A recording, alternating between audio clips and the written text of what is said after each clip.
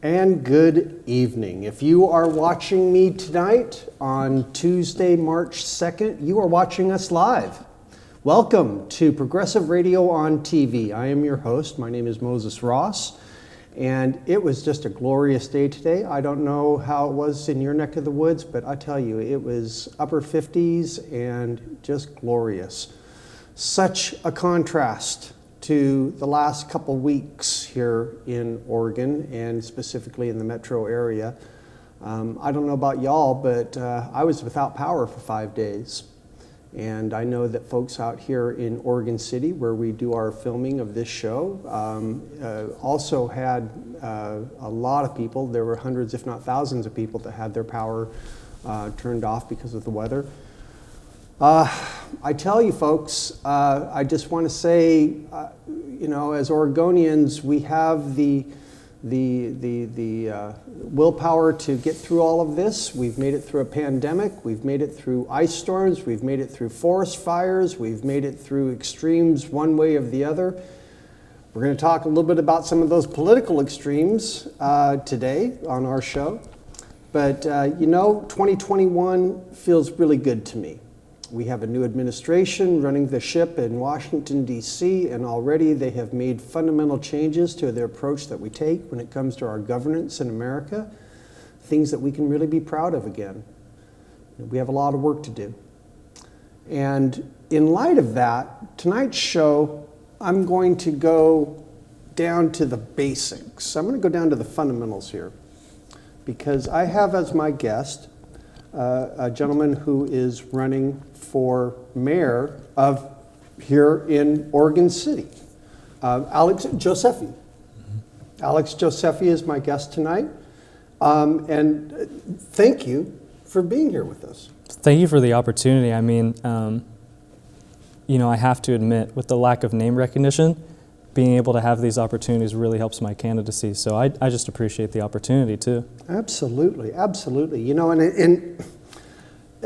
I really understand where you're coming from on this, and that's one of the things I love about this show is that it does give us an opportunity to maybe get a different perspective out there, one that my viewers may not have seen before or not be aware of. If you have questions along the line of while we're having our conversation, you're very welcome to call in and ask your question live.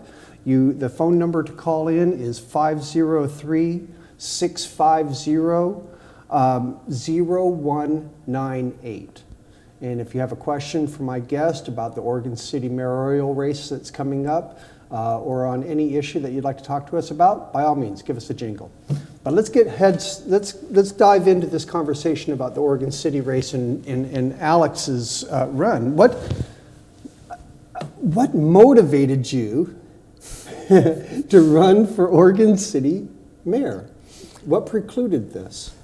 So every time that I look, because obviously I've ran for stuff before, whether it was inter-party or I ran for House District 38 at one point.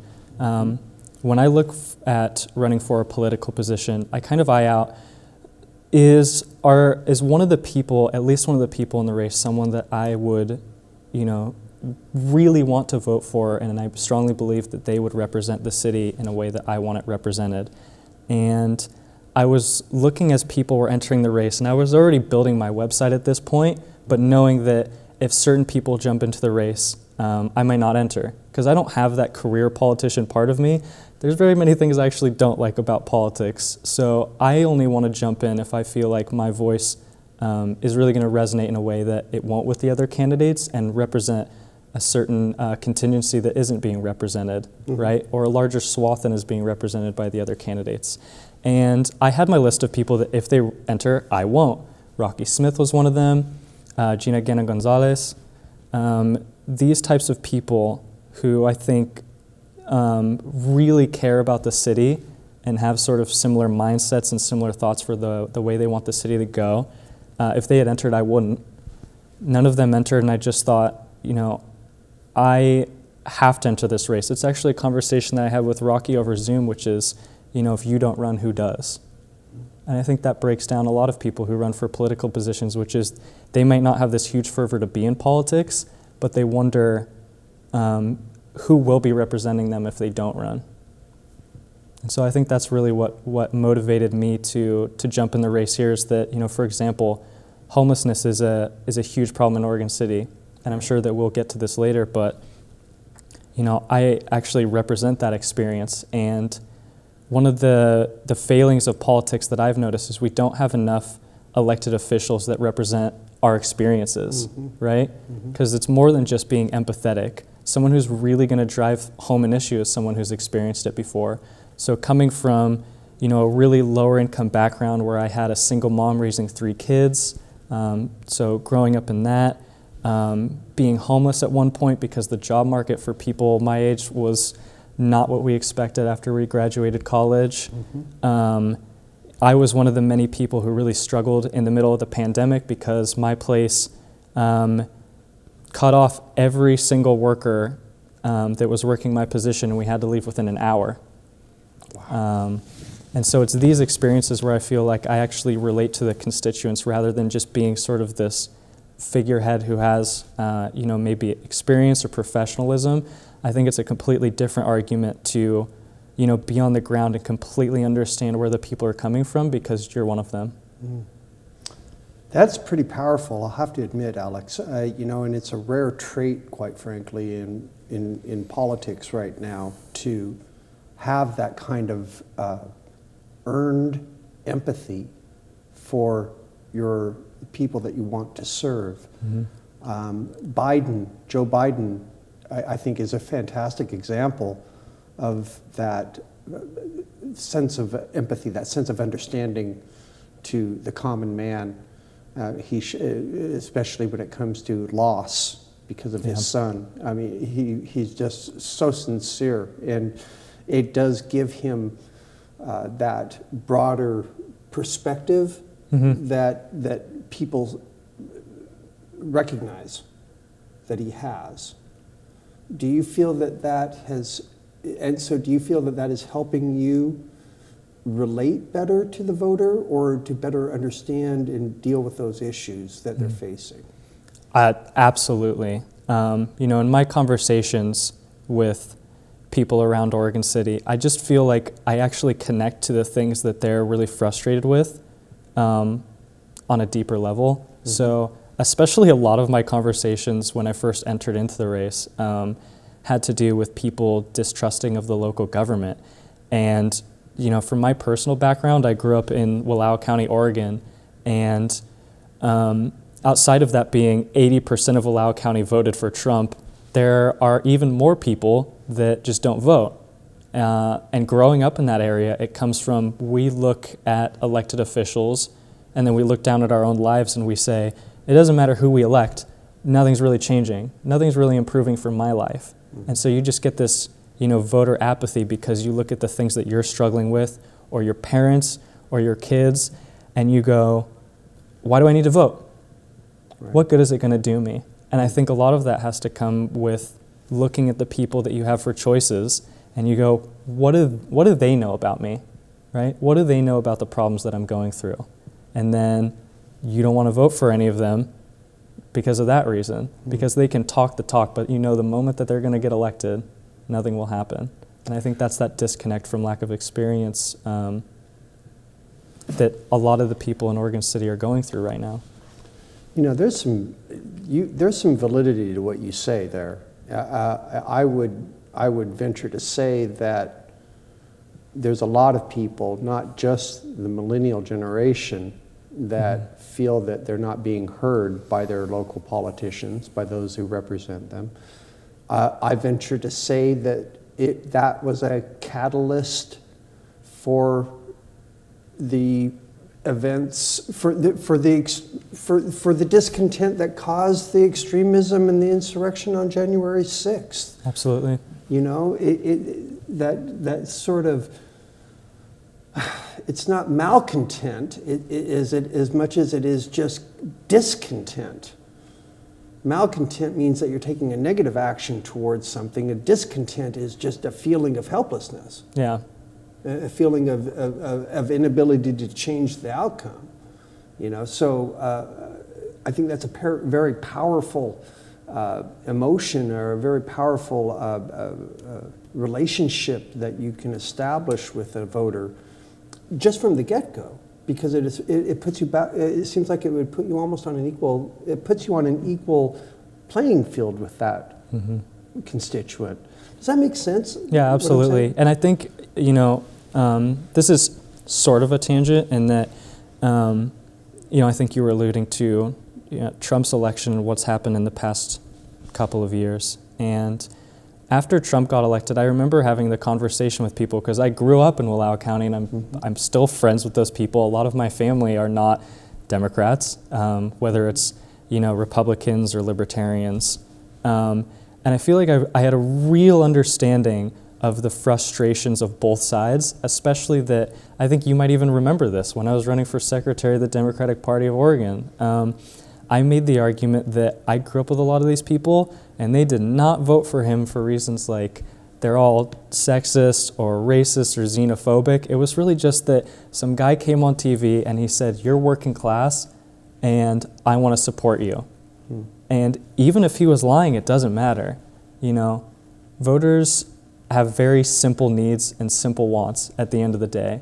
And if you just come to them and say, "I'm going to represent you," Trump came off very believable to a certain section of voters, and that worked out for him. Yep. And I think it's really important that we recognize all of the roots of where that comes from, rather than just trying to dismiss it. Because while I do think, a lot of the blame rests on that side of things, I also think that the Democratic Party should be willing to look at itself and go, where did we make our missteps? Why do working class people feel like they aren't represented in our party? Why is it that some minorities feel like we take advantage of their vote? Like these last 4 years were a real chance for us to listen to these people and learn, and I'm not entirely convinced that we did, but I think we're at least making the steps. Well, I think the challenge was it was hard to hear them when they're yelling at us. There is always the vocal minority, yeah. And so it is a challenge to try to have the desire to come down to that level when someone is yelling at you and so adamantly opposed to you that, and they think it's okay. I mean, we could, and I don't want to go too deep into this topic because it is a topic that we could spend the entire hour on. And it distracts from sort of the local. But it is interesting, though, how it does kind of tie into the fundamentals of this election. As I understand correctly, with the whole reason that this election is being held is because the former mayor of Oregon City was recalled a couple months ago. By 68%, which for anybody out there that doesn't know this or maybe isn't super political, Oregon City is very 50-50. I mean, looking up the voter data for House District 40, it's about 52% Democrats, 48% Republicans. So Oregon City is very 50-50 by the numbers. So to recall him by 68%, it means there was a large swath of Republicans that were convinced that he didn't represent them either. And I think even on a national level, a 68% recall of someone in a place that's 50-50 is pretty monumental. It means that he obviously made multiple grave mistakes that people just said, this type of leader is not fit to represent our city. Wow. It seems like, I don't want to make a blanket statement, but it seems like that's been a real challenge for Clackamas County voters of late with Tootie Smith and then Mark Shull and all the pushback that he's been, and all the calls for him to resign. At least there was an option here in Oregon City for the voters to take a proactive, to do something proactive with somebody that said things that they disagreed with. And it wasn't just saying things either. He had many reasons for his recall. It wasn't just the messaging around BLM and kind of, I'm not even sure he recognized that he dismissed the Black Lives Matter movement in some of his Facebook posts. But it was also costing taxpayer money with lawsuits.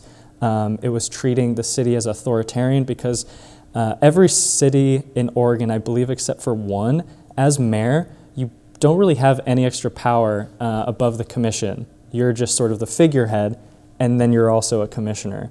And he was treating the position as I'm just going to do what I need. I'm not going to go through these channels. So it was a multitude of reasons for, him just really taking advantage of his position in the city. And obviously, I think all the candidates need to recognize what he was doing wrong, because the argument that I've made is that we can't heal this city just because we got rid of our mayor.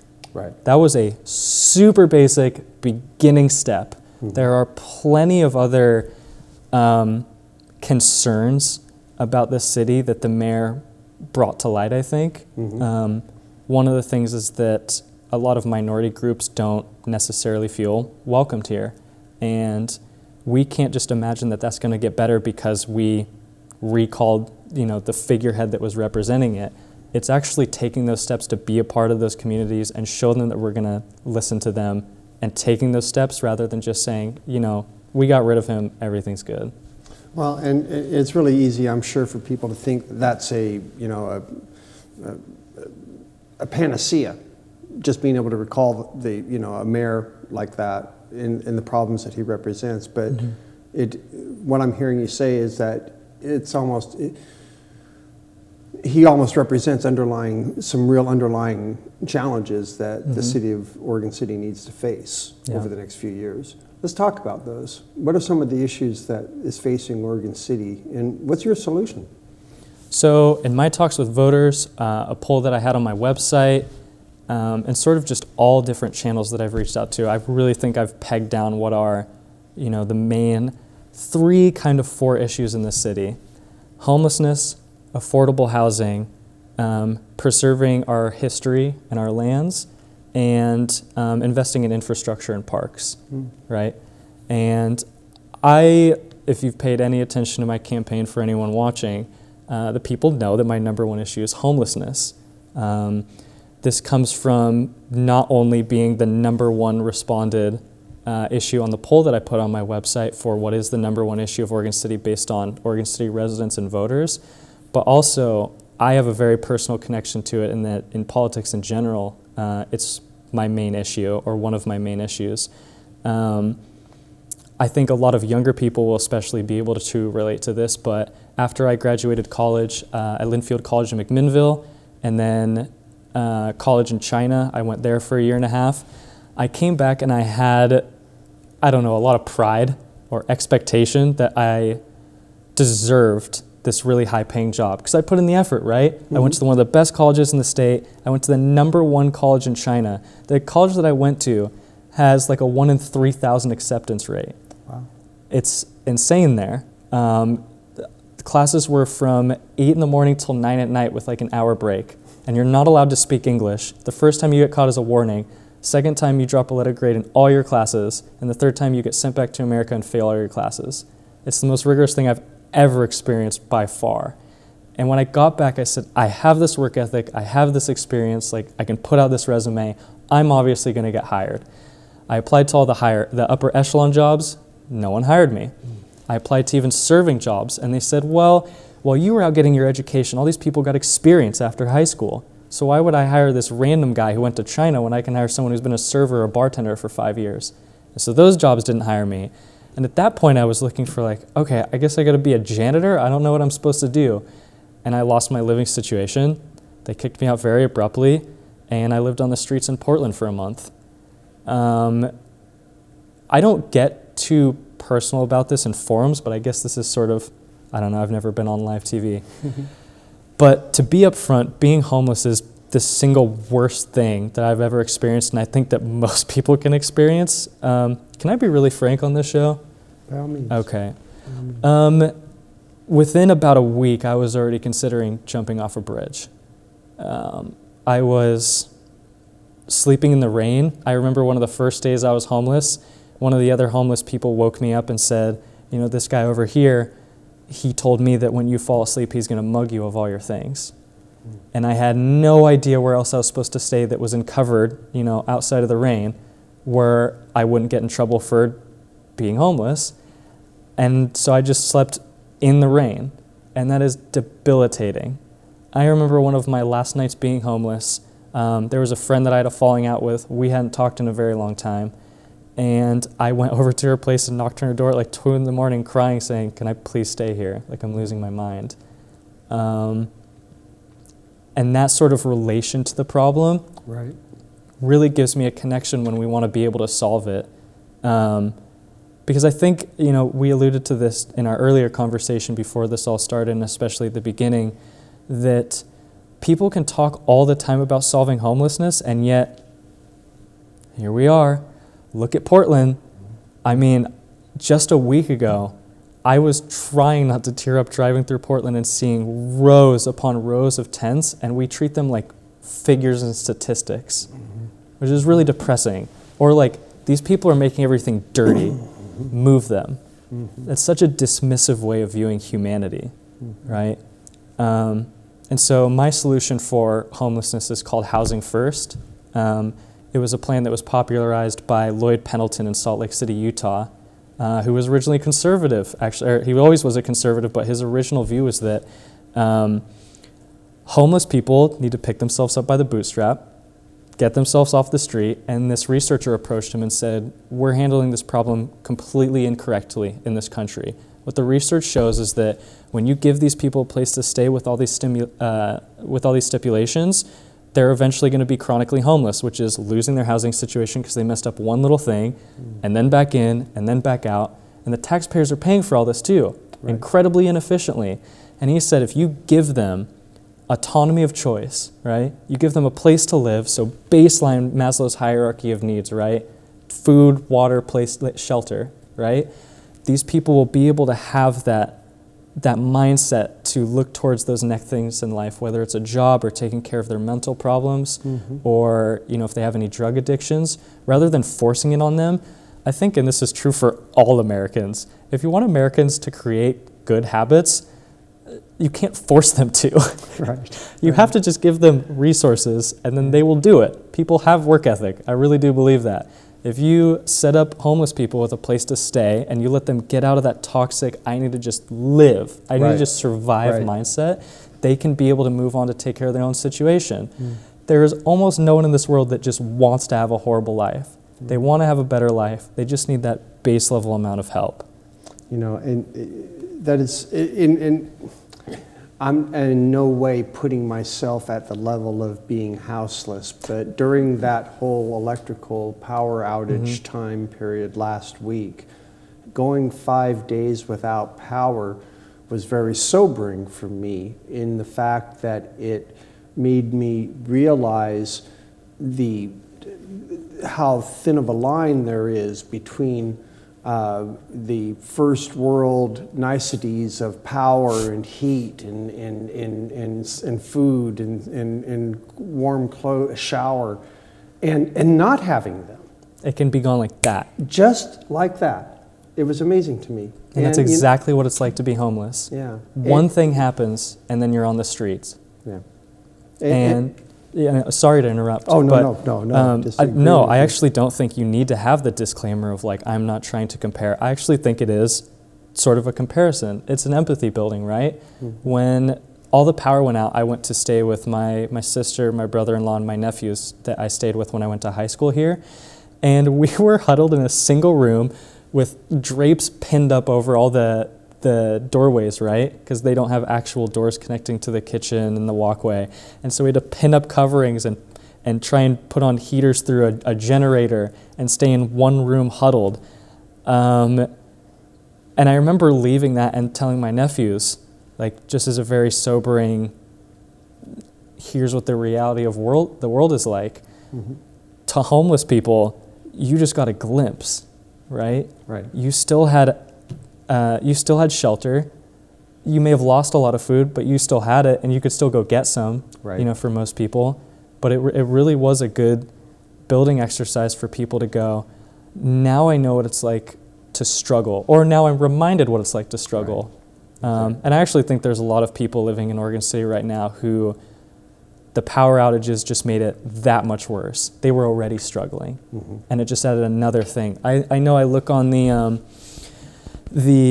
Oregon City Facebook groups, and I see people post about, I think just today, people post very human realities, like having to pay $1,500 to remove a tree because of what happened, who can afford that? I can think of times in my life when $30 was insane. That's one of the things I think about, like with owning a car and how necessary that is to be able to have a job and transit and get to places and everything in life, and how even the tiniest fees related to your car for let's say middle class people, you don't really have to think about it, but when you're on that lower standard, even those tiny little fees are, okay, well, I guess I can't drive my car for this month. Right. Or I guess I can't get those trees removed from my front yard. So I guess I just have to have a collapsed tree or a tree that might fall on my house in my yard, because realistically, if you can't afford something, what option do you have? If you have a giant tree that is leaning over and you can't afford it, I'll tell you what you have. You have one of either two options. You have either the kindness of your community or you have your government taking care of it for you. And I would like to think that there would be a nice mix of the two.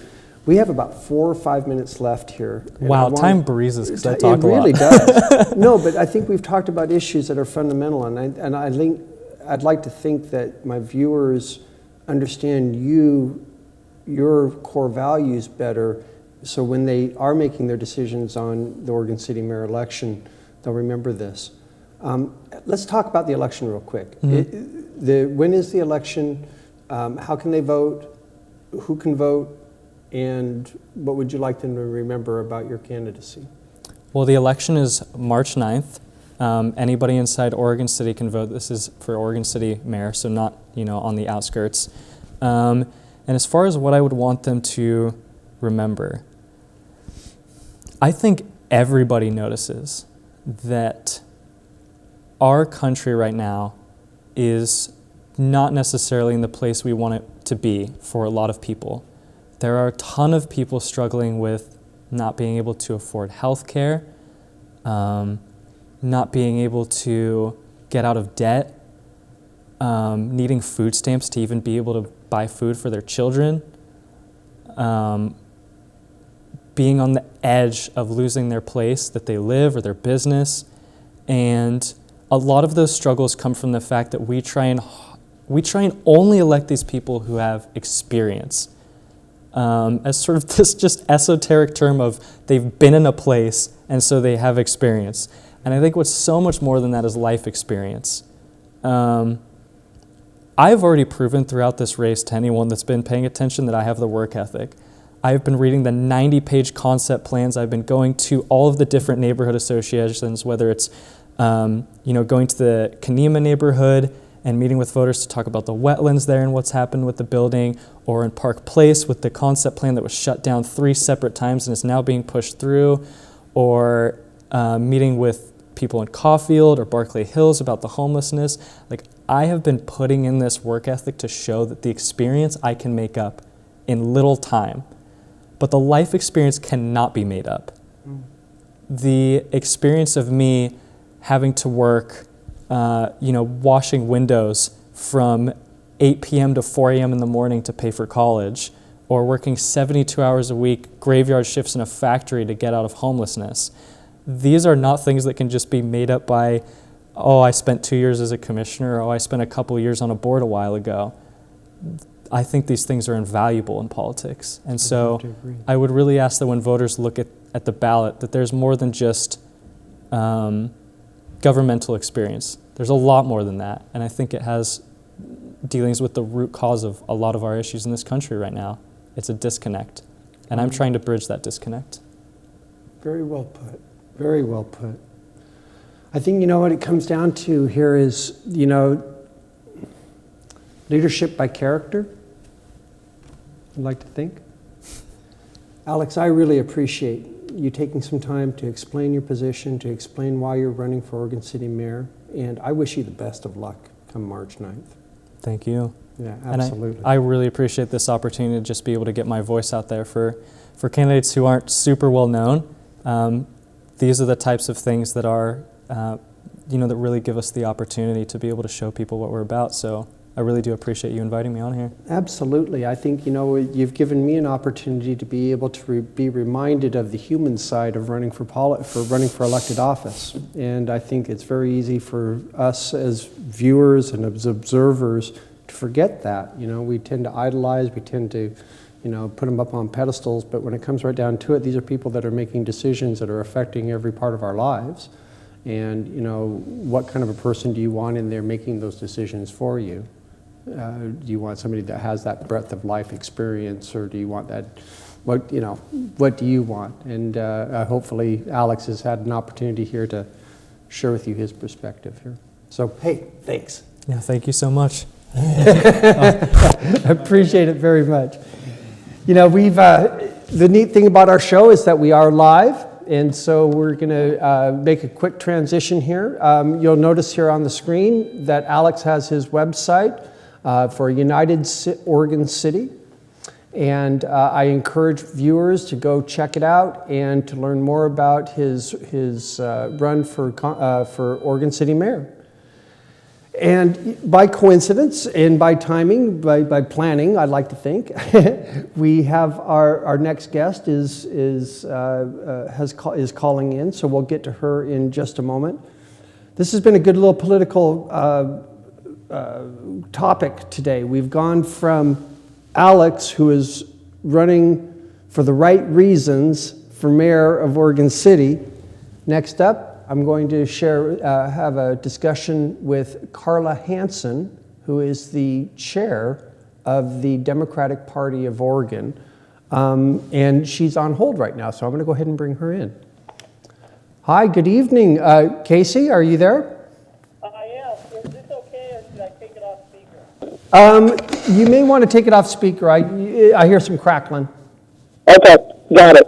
Oh, there we go. Now I hear you. All right. Excellent. Hey, thank you for taking some time out of your day to speak with me. Absolutely. Looking forward to it here. Well, I appreciate it. I just had a wonderful interview with Alex Josephi, who is running for Oregon City Mayor. And Casey, he reminded me of some of a real fundamental reason of why people run for office. And it makes me feel good. He's very focused on his life experience and how his life experience can be brought to the table to do good for his constituents. So that's great. I like that. That's core fundamental reasons why someone wants to run for office. And so I just share that with you. But one of the things I wanted to talk to you about specifically as chair of the Democratic Party of Oregon, we just went through a crazy 2020 general election. You think? No kidding. That was the strangest election cycle I've ever participated in. What are some of the lessons that you learned, the party learned from the 2020 election? I learned what a great team of activists we have all over the state, and it's something I knew, but the way our Democratic activists, from Baker County to the coast, from the metro area to Curry County, folks work really hard to both express the Democratic message and to elect candidates. And they, my hat's off to every single county precinct committee person, every single county chair and officer. I mean, folks did a phenomenal job. Now, as far as what our takeaway from the election is, Oregon did really well. I think one of the things a lot of us were surprised at is how much Trump brought out his base.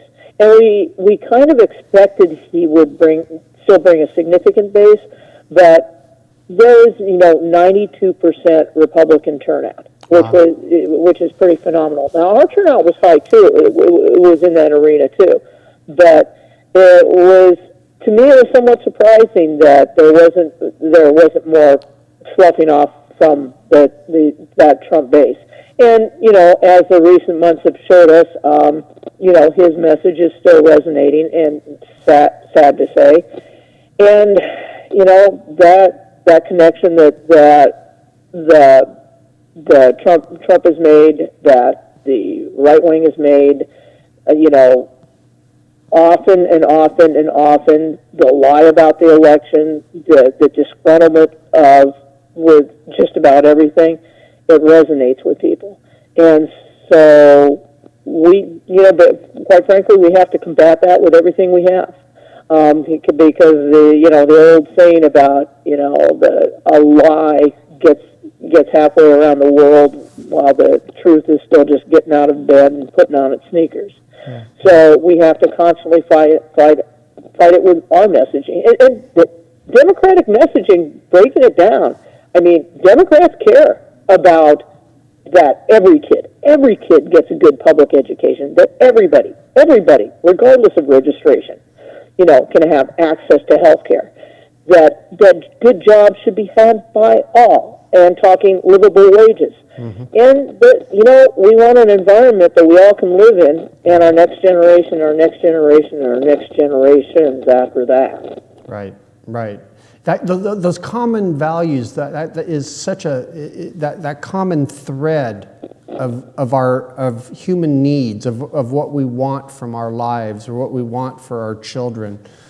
I heard that from Alex talking about voters in Oregon City. I hear that now from you talking about voters statewide. Is that a theme I'm hearing? Well, it should be. Yes. You know, but that's what, you know, and Moses, you know, that's what we're about as Democrats. Yes. I mean, you know, all the activists, you know, that I've known, and I'm guessing here that you've known that have come to the party, has come to the party because they really cared. And they, like Alex, it's not just about caring about yourself. You're caring about injustice. You're caring about the environment. You're caring about seeing that people, you know, can have a job, can get a good education. They won't go bankrupt if they have to go to the doctor. And moving that message out beyond just, you know, preaching to each other about it, right. You know, we can do more good work. And, you know, politics is about communication. And a lot of communication is about listening. Most of communication is about listening. So, you know, we need to hear people. We need to have those conversations. And, you know, more broadly, we are. More and more and more. Well, one thing I do remember about your work as chair of the party is that you were very diligent in making sure that all the counties were heard. Yeah. All 36 counties in the state of Oregon have a voice in the party or are participating. That must be very important. How does that go about to help offset that message, that Trump message that seems to resonate in some of those rural areas? Well, I don't tell our rural folks how they should operate. None of our DPO staff does. We offer resources that they can use so, you know, whatever works for them works best. Mm-hmm. I mean, you know, some of these folks in rural and frontier counties, you know, they live in places where they're outnumbered, you know, 4-1 by Republicans. You know, we have counties and they have a county court, county commission, you know, with 3 people on it, and, you know, they're happy that they can get a moderate Republican on it and maybe not have the militia guy on it. Right. And, you know, you have to move from where you're at. You know, we're not going to create any sudden miracles where, you know, Grant County is going to suddenly turn blue. But the good folks out there are making inroads, and, you know, they're involved in their community. They're doing good stuff, and you know what? A lot of their friends that happen to be Republicans realize that Democrats, they don't have horns and a pointy little tail. Right. Well, and you know, and I have found too, Casey, and I'd love your opinion on this, that those conversations are so important because they help establish that common ground Yeah. that we have Yeah. with others. That feeling of, we all have that same frustration to make enough money, or that same desire to make sure our kids are better off than we are, that same desire to get a good education, all those fundamental values that we do all have as Americans. And just having those conversations with them can help bring them out and change attitudes, I guess is what I'm saying. Absolutely.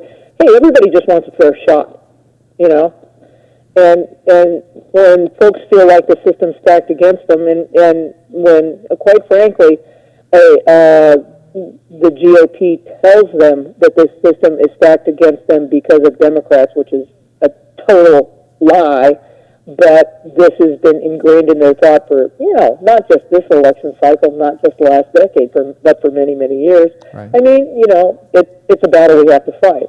I mean, Democratic activists are like, it's so logical what we want and how to get there. Yeah, but it's not, it's logical to us and natural to us, but it's not logical to people that have been, listening to nothing but Sean Hannity and Bill O'Reilly and the late Rush Limbaugh the past 25 years.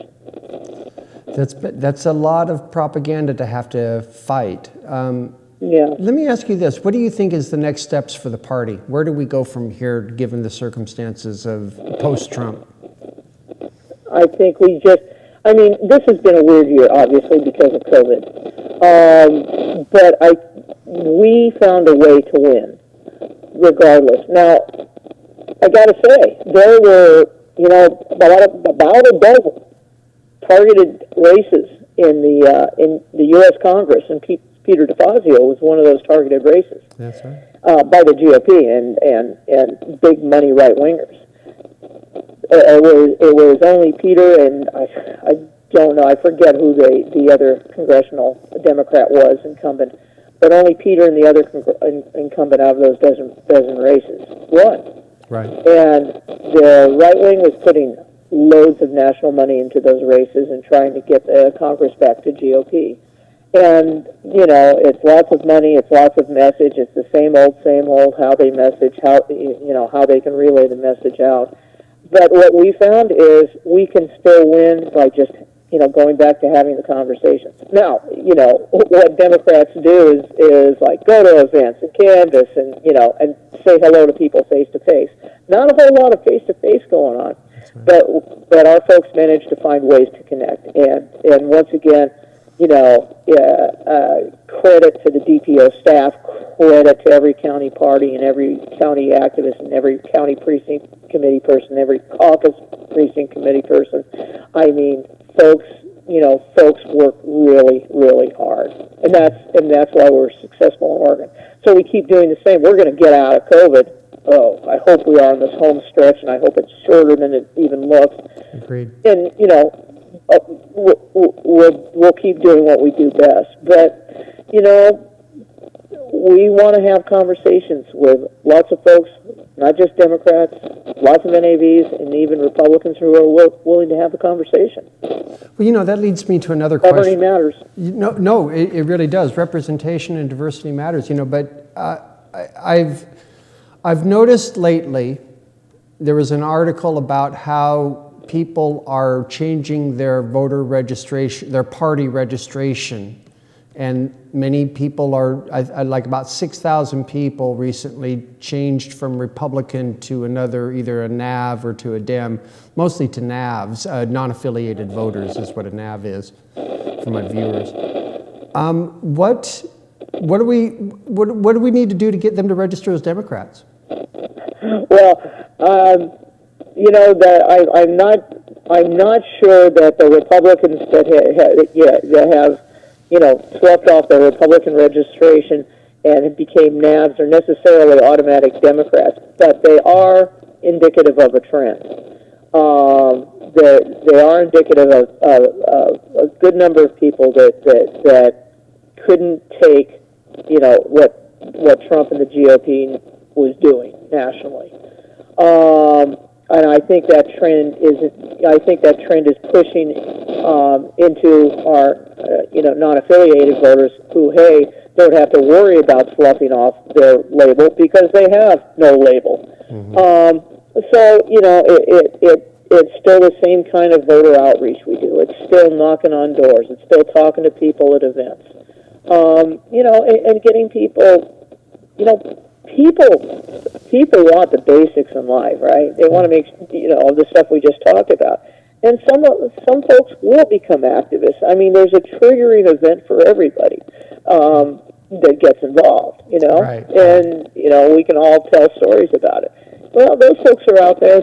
They're not, there's a lot of NAVs, non-affiliated voters that do really care, but they're just not connected with us yet. And it's funny. I kind of bring up the non-affiliated voters because I know that there's always been a discussion, at least within the Oregon Democratic Party ranks, of the need to bring those NAVs into the party fold or to appeal to those NAVs. And I've always wondered, well, how? I mean, it's a challenge to do that. Yeah, and there's programs we're running that we're reaching out to folks, and various county parties are running. But right here, right now, if you're listening to the show and you're a non-affiliated voter, and you like what we're talking about in terms of living wages, about education, about the environment, and by the way, jobs and sustainability are tied together at the hip. It's all about the future, and the future working together.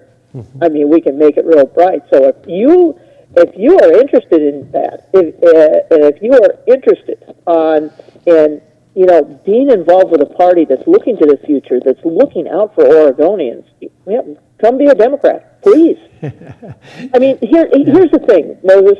When I will admit I've always been a Democrat, many moons. But I came into the party. I cut my political teeth in Oregon, fighting against the Oregon Citizens Alliance in the 1990s, right? I remember. Oregon Citizens Alliance was all things anti-gay. So I joined with my LGBT brothers and sisters and allies, and we fought back. And we won, and we won, and we won. And by the time 2004 came around, that was the year that Karl Rove engineered the wedge issue of let's ban gay marriage. That was the messaging, And right. So at the same time that was going on, there was a presidential campaign. So separately, the campaigns were running. The people that were, the folks that were, stumping for Kerry, and the folks that were, stumping against what was Measure 36. In fact, back in the day, I even ran the tent, a 10 by 20 tent that was split in two. So one half was the Kerry campaign, which I was responsible for, and then I brought in the No on 36 people on the other half, and we ran that tent at Saturday Market clear from mid-August, right before the weekend before the election.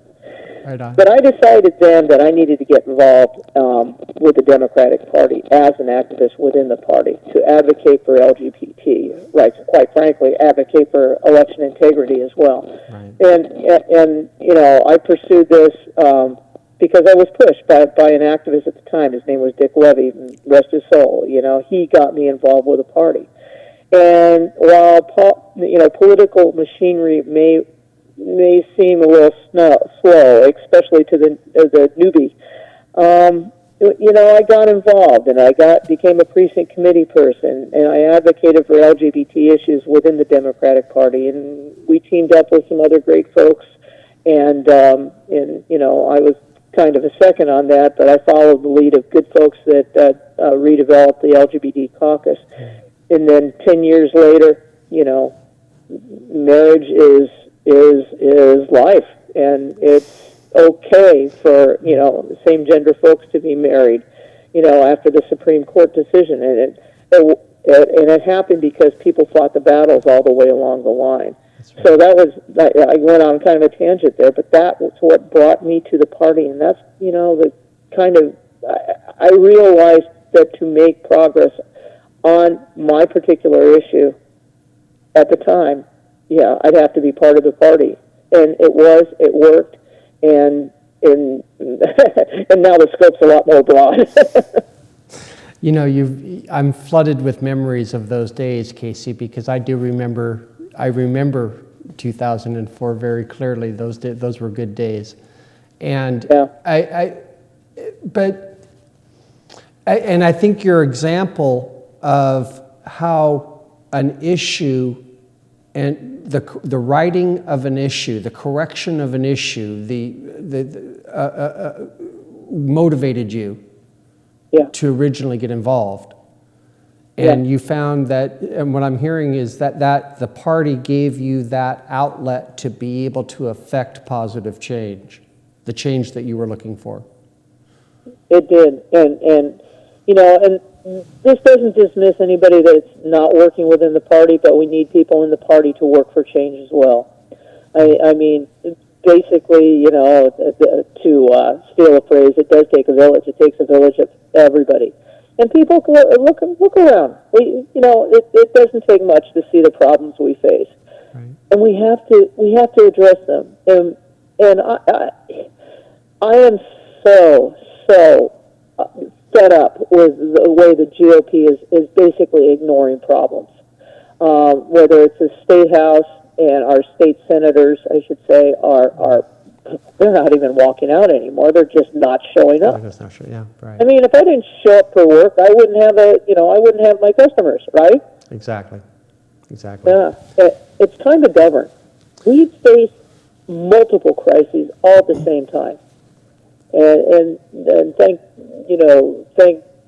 the gods and fortune and whoever and whatever else that and all the good voters that voted for Joe Biden and Kamala Harris. Amen. We now have competence in the White House, and we have a plan for the vaccination plan, logistics, and maybe we're if we were on the home stretch here. I would like to think we are. And it's such a contrast to the fundamental discord that's going on within the GOP right now as far as their internal direction. I mean, Senator Dallas Hurd is now the leader of their party, the chair of their party, and Dallas Hurd doesn't believe, has stated on the floor of the Oregon legislature that he doesn't believe Biden won.